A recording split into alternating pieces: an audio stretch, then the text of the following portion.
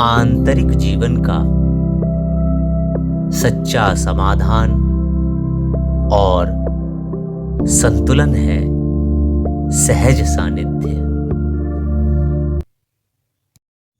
वंदे बोधमयं नित्यं गुरुं शंकर रूपिणं यमाश्रितो हि वक्रोपि चंद्रः सर्वत्र वंद्यते।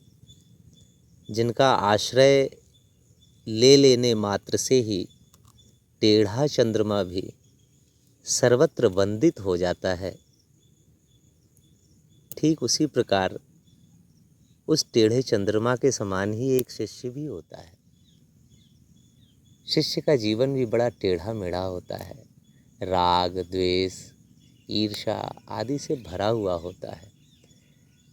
किंतु जब ऐसे टेढ़े मेढ़े व्यक्ति को भी समर्थ गुरु का सानिध्य मिल जाता है तो वह भी धीरे धीरे धीरे धीरे वंदित होने लगता है, सुंदर लगने लगता है, आकर्षण की शक्ति उसमें उत्पन्न हो जाया करती है। वस्तुतः ऐसा होता क्यों है?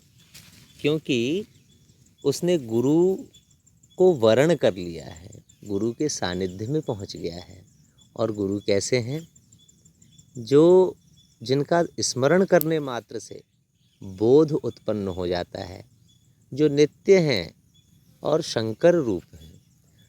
शंकर अर्थात शम करोति इति शंकरः, जो समत्व की चेतना से युक्त हो चुका है, जिसने अपने भीतर के समस्त विकारों को और कर्म संस्कार समुदायों को शम कर दिया है, अर्थात उन्हें रोक दिया है, ठहरा दिया है। जैसे जल की दो अवस्थाएं होती हैं, एक ठोस अवस्था में होता है तो वह बर्फ बन जाता है, और जब वह द्रव्य अवस्था में होता है तो उसमें प्रवाह उत्पन्न होता है। ऐसा नहीं है कि किसी व्यक्ति में दोष दुर्गुण ना हो। आप विचार करके देखिए, हम एक बहुत गहरे विषय को लेकर के बैठे हैं, और जब यह विषय पूर्ण होगा तो हम एक बहुत ही अच्छे निर्णय पर पहुंचना चाहिए, हम और आप सबको मिल कर के।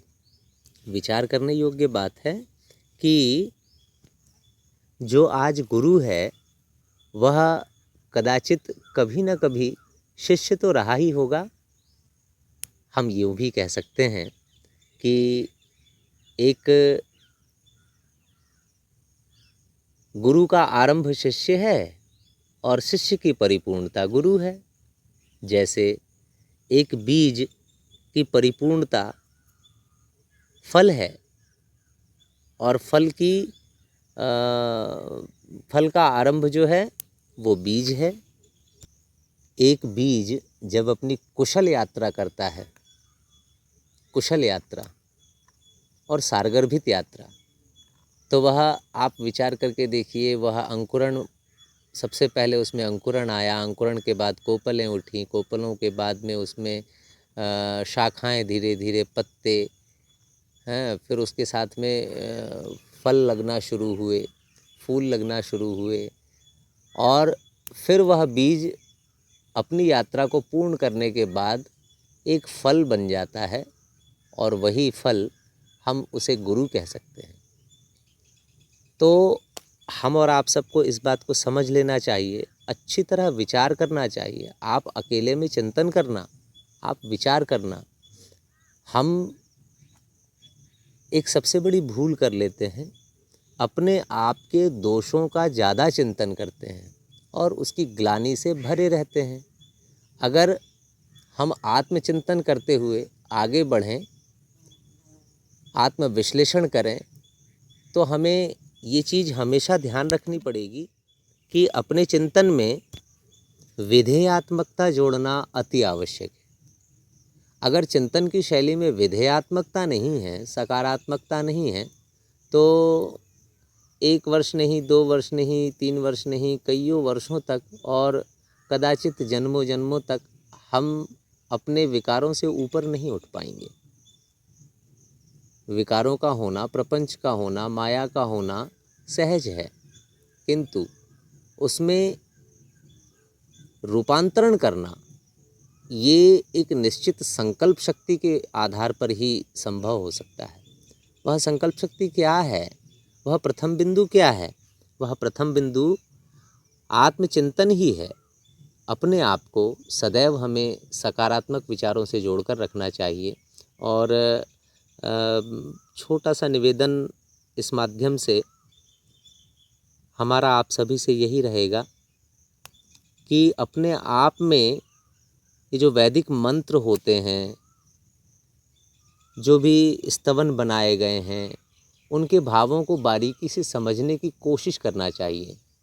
बेवजह के बेकार का चिंतन करने से कई गुना ज़्यादा अच्छा है कि हम प्रतिदिन, जैसे हम भोजन रोज करते हैं, जैसे हम पानी रोज पीते हैं, ठीक उसी प्रकार हमें प्रतिदिन ये प्रयास कर लेना चाहिए कि हम कुछ न कुछ एक अच्छे विचार को लेकर के और उसकी उधेड़-बुन करना शुरू कर दें।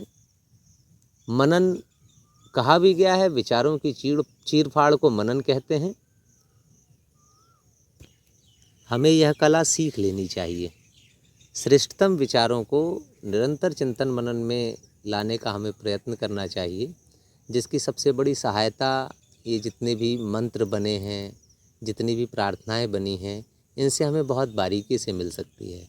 हम प्रयास करेंगे अपने अगले चरणों में कि वैदिक मंत्रों को, लौकिक मंत्रों को हम आपस में अपने अपने भावों और अनुभूतियों के आधार पर संवाद स्थापित करेंगे।